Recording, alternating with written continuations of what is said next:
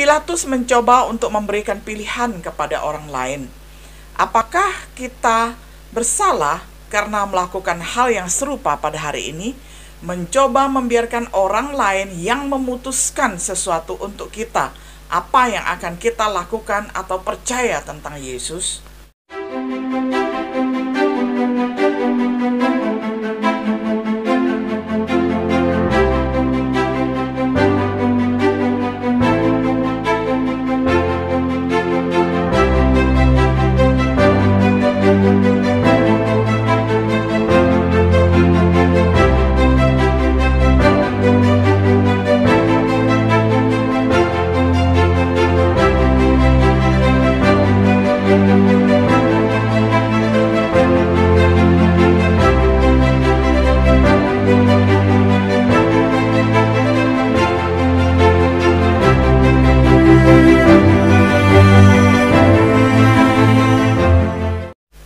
Shalom, sahabat setia yang dikasih oleh Tuhan.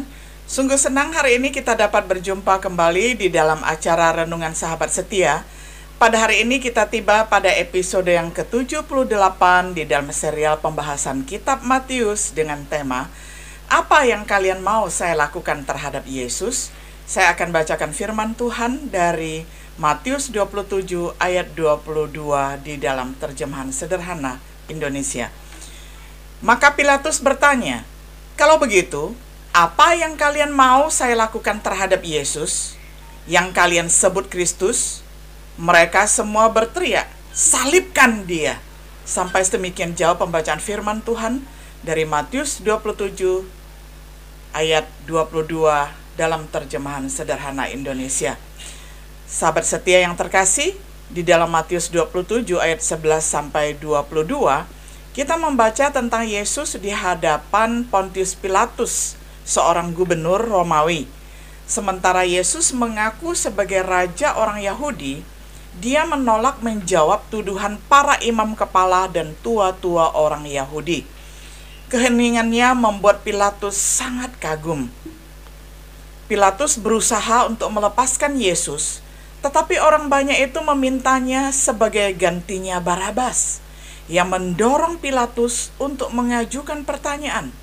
Kata Pilatus kepada mereka, "Jika begitu, apakah yang harus kuperbuat dengan Yesus yang disebut Kristus?"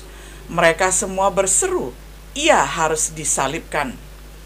Pertanyaan Pilatus, "Apa yang harus saya lakukan dengan Yesus?" adalah salah satu pertanyaan dari setiap orang. Banyak orang yang lebih suka mengabaikannya. Banyak juga yang mencoba membiarkan orang lain membuat pilihan, seperti yang dilakukan oleh Pontius Pilatus.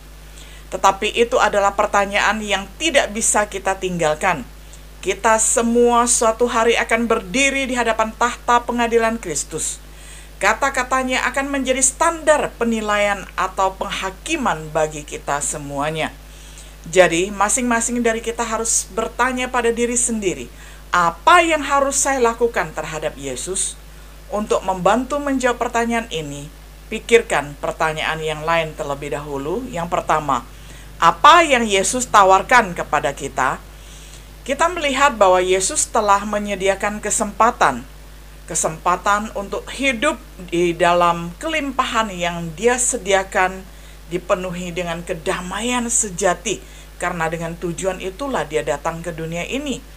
Tuhan Yesus juga telah memberikan keselamatan kepada kita, sehingga setiap diri kita yang mau menerima Dia menjadi juru selamat akan mendapatkan keselamatan yang sejati di dalam Yesus Kristus.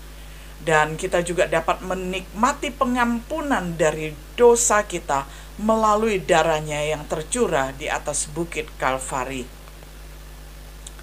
Yesus telah mengajukan kondisi yang pertama, kita harus percaya kepadanya. Dengan percaya kepadanya, maka kita akan beroleh penebusan. Kita harus bertobat dari dosa-dosa kita, dan kita harus hidup sesuai dengan yang dikehendakinya. Kita harus mengakui iman kita di hadapan manusia. Kita juga harus dibaptis untuk pengampunan dosa. Kita juga harus tetap setia bahkan sampai mati. Inilah kondisi-kondisi yang Tuhan ingin kita lakukan di dalam kehidupan kita. Yesus telah menerapkan ataupun menetapkan alternatif. Bila kita menolak Dia, dan kita akan mati di dalam dosa kita untuk menghadapi hal yang mengerikan, konsekuensi atau dampak akibat yang sangat mengerikan ketika kita menolak Kristus adalah kita mati di dalam neraka, di dalam kebinasaan. Jadi itu adalah satu kehidupan di dalam kematian yang sangat-sangat mengerikan. Lalu apabila kita percaya kepadanya, kita akan menerima hidup yang kekal. Ini adalah hidup yang selama-lamanya bersama dengan Tuhan Yesus di surga.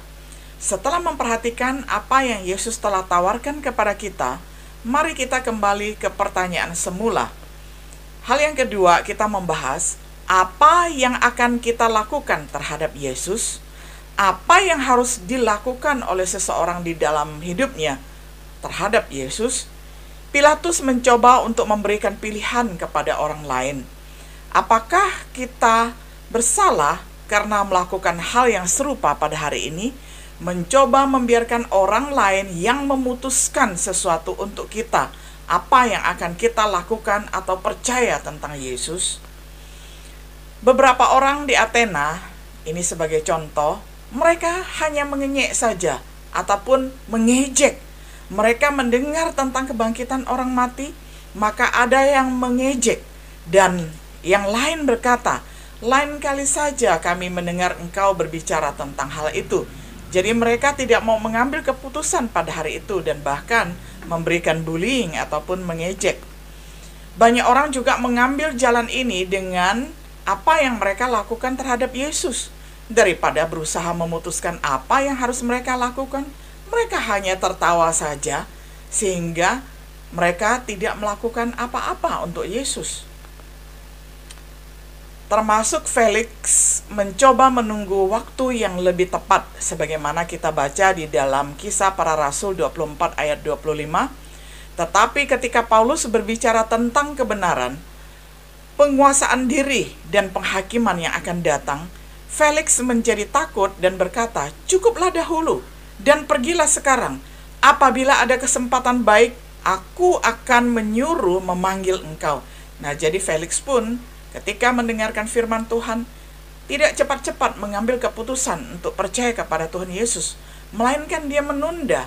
Dia mengatakan, lain kali saya akan memanggil engkau, dia berkata kepada Paulus. Ini adalah reaksi umum yang sering kita jumpai di dalam kehidupan kita, berharap melalui penundaan mereka tidak perlu lagi membuat pilihan. Jadi kita melihat mereka melewatkan kesempatan untuk memilih yang terbaik di dalam hidupnya, menerima Yesus untuk mengubah kehidupan mereka dari calon penghuni neraka sebagai penghuni surga. Banyak sekali orang yang melakukan hal-hal seperti yang Felix lakukan.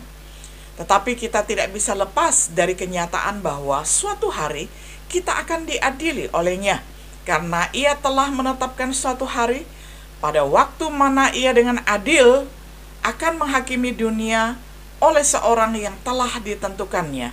Sesudah ia memberikan kepada semua orang suatu bukti tentang hal itu dengan membangkitkan dia dari antara orang mati. Kisah Para Rasul 17 ayat 30-31. Apa yang harus kita lakukan? Terimalah tawaran keselamatannya yang murah hati dengan menaati firman-Nya. Dan sesudah ia mencapai kesempurnaannya, ia menjadi pokok keselamatan yang abadi bagi semua orang yang taat kepadanya. Dan ia dipanggil menjadi imam besar oleh Allah menurut peraturan Melkisedek. Ibrani 5 ayat 9. Menjadi muridnya, berkomitmen untuk melakukan apa yang dia perintahkan. Karena itu pergilah, jadikanlah semua bangsa muridku dan baptislah mereka dalam nama Bapa dan Anak dan Roh Kudus. Dan ajarlah mereka melakukan segala sesuatu yang telah kuperintahkan kepadamu. Dan ketahuilah, aku menyertai kamu senantiasa sampai kepada akhir zaman. Matius 28 ayat 19-20. Ini adalah amanat agung Tuhan Yesus, bukan hanya kepada para rasulnya, tetapi kepada semua orang Kristen hari ini, agar kita pergi untuk mengabarkan Injil, memuridkan orang banyak, dan kemudian terjadi pelipat gandaan. Dengan demikianlah Tuhan Yesus memberikan kita kuasa untuk melayaninya sebelum Dia datang menjemput kita. Kemudian yang berikutnya, kita bertumbuh di dalam kasih karunia dan pengetahuan tentang Yesus Kristus. Tetapi bertumbuhlah dalam kasih karunia dan dalam pengenalan akan Tuhan dan Juru Selamat kita, Yesus Kristus. 2 Petrus 3 ayat yang ke-18. Setelah kita menjadi murid, kita terus bertumbuh sampai mencapai keserupaan dengan Kristus. Dan setelah itu Tuhan akan menjemput kita sekalian. Kemudian kita mesti hidup di dalam Dia, kokoh di dalam iman sebagaimana yang dinasihatkan Rasul Paulus kepada jemaat di Kolose pasal 2 ayat 6-7. Kamu telah menerima Kristus Yesus Tuhan kita, karena itu hendaklah hidupmu tetap di dalam Dia. Hendaklah kamu berakar di dalam Dia dan dibangun di atas Dia. Hendaklah kamu bertambah teguh dalam iman yang telah diajarkan kepadamu, dan hendaklah hatimu melimpah dengan ucapan syukur. Kemudian kita mengembangkan pikiran Kristus. Kita juga mengikuti bagaimana Yesus berkorban dan juga bagaimana Yesus melayani ketika ada di dunia ini. Ini adalah semua jejak, semua teladan yang ditinggalkan untuk kita semuanya, supaya kita beroleh mengambil bagian di dalam pelayanan. Kesimpulannya, kita telah melihat upaya lemah Pilatus dan orang lainnya untuk menjawab pertanyaan, apa yang kalian mau saya lakukan terhadap Yesus? Janganlah kita berpikir bahwa kita dapat menjawab pertanyaan itu dengan cukup mengabaikan Dia.